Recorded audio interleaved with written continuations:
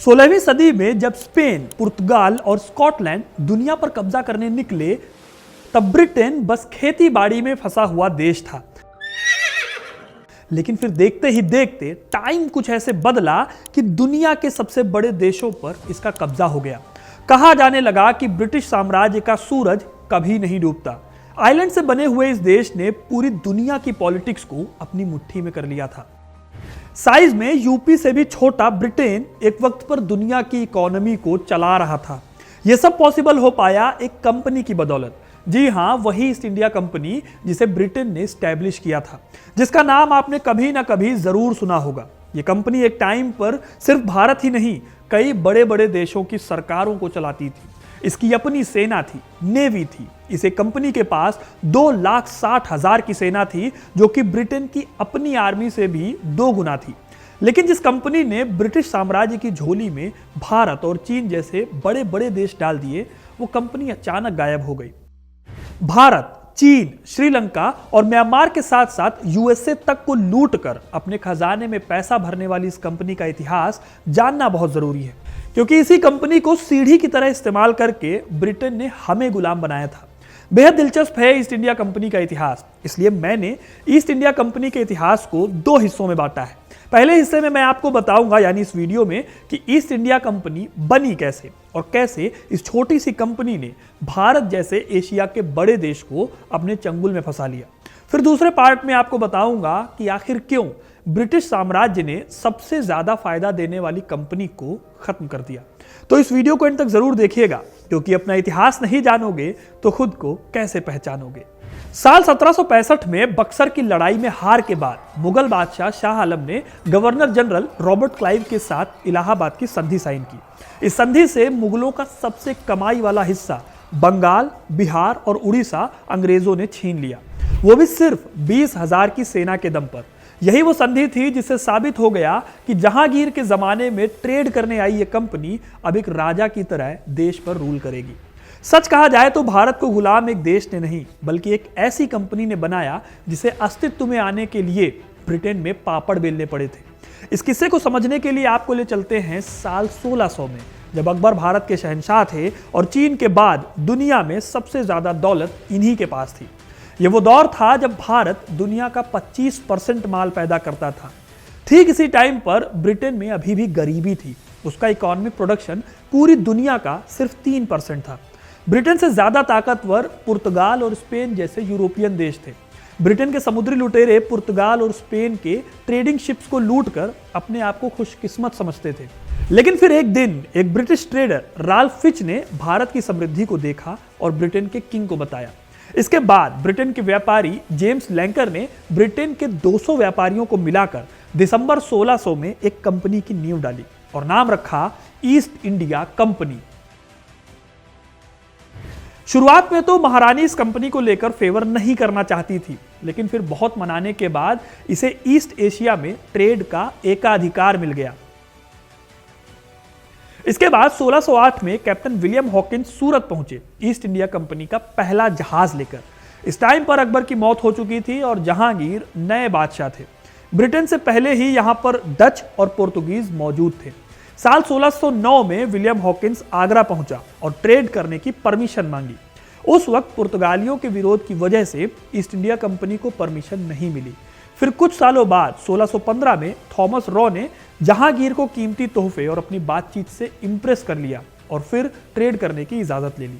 बदले में मामूली टैक्स मुगल खजाने को चुकाना होता था। इस तरह से ईस्ट इंडिया कंपनी भारत में एंटर हो गई और ट्रेड के बिजनेस में शामिल हो गई। पहले कंपनी चांदी के बदले भारत से चाय, मसाले, रेशम, कपास, कपड़ा और मिनरल्स ले जाती थी। फिर उसे विदेशों में बेचकर बहुत सारा मुनाफा कमाती थी। इस टाइम पर कंपनी जो भी खरीदती उसे चांदी देकर चुका देती थी। यह चांदी उसे अमेरिका और स्पेन से मिलती थी। इस चांदी को उन्होंने 1621 से लेकर 1843 तक गुलामों को बेच बेचकर कमाया था। जी हाँ, ईस्ट इंडिया कंपनी गुलामों की खरीद फरोख्त का काम भी करती थी। इस तरह से करीब 50 सालों तक ईस्ट इंडिया कंपनी ने अपना काम चलाया, लेकिन उसे और भी ज्यादा प्रॉफिट चाहिए था। पुर्तगीज और फ्रेंच कॉम्पिटिटर्स को भी उसे मार्केट से दूर करना था।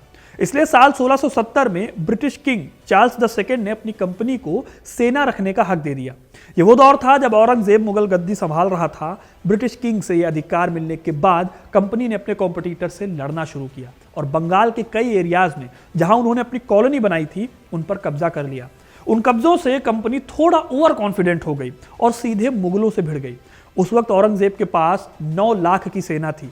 फिर एक छोटी सी टुकड़ी ने अंग्रेजों को उनकी सही जगह दिखाई, उनकी फैक्ट्रीज पर ताला लगवा दिया और बहुत माफी मांगने के बाद जाकर अंग्रेजों को दोबारा इजाजत मिली ट्रेड करने की। अब ये तो आप जानते ही हैं कि औरंगजेब के टाइम तक ही मुगलों की ताकत पीक पर हुआ करती थी, उसके बाद उनका पतन होने लगा था। तो इस बात का फायदा उठाने में ईस्ट इंडिया कंपनी भी पीछे नहीं रहने वाली थी। औरंगजेब की मौत के बाद भारत में सब कुछ बदल गया। मुगलों के वफादारों ने खुद को आजाद घोषित करना शुरू कर दिया। फिर चाहे अवध हो या बंगाल, सब अपनी सत्ता चलाने लगे थे। उधर मराठों की ताकत भी बढ़ती जा रही थी और निजाम भी अपनी ताकत बढ़ाने में लगे हुए थे। ऐसे में ईस्ट इंडिया कंपनी हर छोटे बड़े राजा को अपनी हेल्प ऑफर कर रही थी। कंपनी के पास अपनी सेना तो थी ही, साथ ही उसने इंडियंस को भी आर्मी में भर्ती करके अपनी सेना बढ़ानी शुरू कर दी। हालांकि इंडियंस को सबसे निचले दर्जे पर ही रखा जाता था उस दौर में। औरंगजेब की मौत के सिर्फ 50 सालों के अंदर ब्रिटिश ईस्ट इंडिया कंपनी की फैक्ट्री और उसकी सेना बहुत तेजी से एक्सपैंड करती है। इस एक्सपेंशन से खफा होकर बंगाल के नवाब सिराजुद्दौला ने अंग्रेजों के खिलाफ जंग छेड़ दी।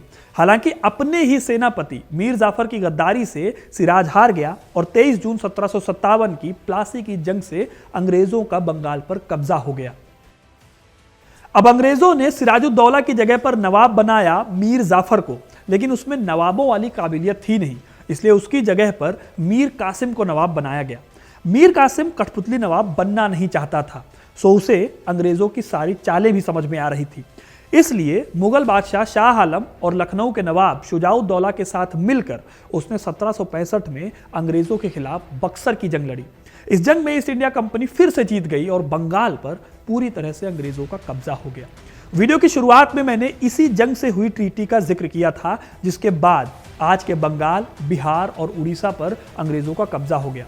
बंगाल पर कब्जे के बाद ईस्ट इंडिया कंपनी की ताकत खूब बढ़ी। पहले जिस ट्रेड के लिए वो चांदी का इस्तेमाल करते थे, अब वो बंगाल के मिले टैक्स से वही ट्रेड करने लगे थे। लेकिन अभी भी भारत का बड़ा हिस्सा अंग्रेजों के कब्जे में नहीं था। साउथ में टीपू सुल्तान और मराठा बड़ा चैलेंज थे। टीपू सुल्तान ने फ्रेंच ईस्ट इंडिया कंपनी से कांटेक्ट किया और इसकी बदौलत टीपू ने अपनी सेना को मॉडर्न बना लिया था। वहीं मराठे भी दिल्ली के जरिए देश पर शासन करने का सपना देख रहे थे। कंपनी ने टीपू और उनके पिता हैदर अली से 4 युद्ध लड़े, जिन्हें एंग्लो मैसूर युद्ध कहा जाता है। हालांकि 1799 में चौथे एंग्लो मैसूर युद्ध में टीपू की हार हुई श्रीरंगपट्टनम की लड़ाई में और उसकी मौत के बाद मैसूर की रियासत पर अंग्रेजों का कब्जा हो गया। ठीक ऐसे ही 1761 में पानीपत की तीसरी जंग ने मराठों को भी कमजोर कर दिया था, जिसमें अहमद शाह अब्दाली के हाथों मराठों की हार हुई। पानीपत में हार के बाद महादजी सिंधिया के नेतृत्व में मराठे उठने की कोशिश करते हैं, लेकिन उनकी मौत के बाद मराठा साम्राज्य टुकड़ों में बंट गया। फिर ईस्ट इंडिया कंपनी ने 2 बार युद्ध करके फाइनली 1819 में मराठों को भी हरा दिया और मराठा पेशवा को पुणे से लाकर कानपुर के बिठूर में बिठा दिया। ठीक ऐसे ही सिख साम्राज्य के महाराजा रणजीत सिंह बड़ी चुनौती थे, लेकिन ईस्ट इंडिया कंपनी ने उनकी मौत का इंतजार किया पेशेंसली। उनकी मौत के 10 साल बाद पंजाब को भी ईस्ट इंडिया कंपनी निगल लिया। इस तरह से बंगाल, मैसूर, मराठा, जो देश की सबसे बड़ी ताकतें थी, कंपनी ने सबको अपने कब्जे में कर लिया।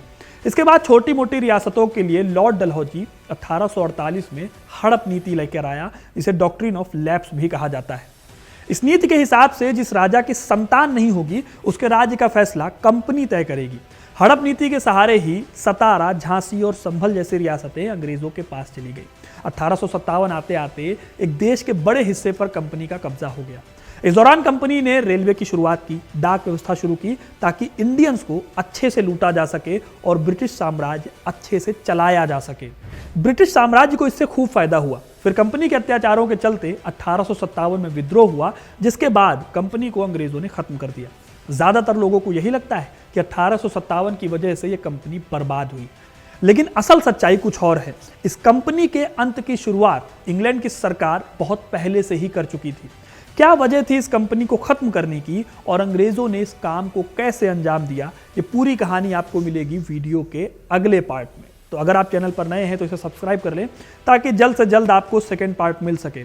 और ऐसे ही तमाम इंटरेस्टिंग कहानियों के लिए, इतिहास से जुड़े रहने के लिए हिस्ट्री कनेक्ट को सब्सक्राइब जरूर करें। धन्यवाद।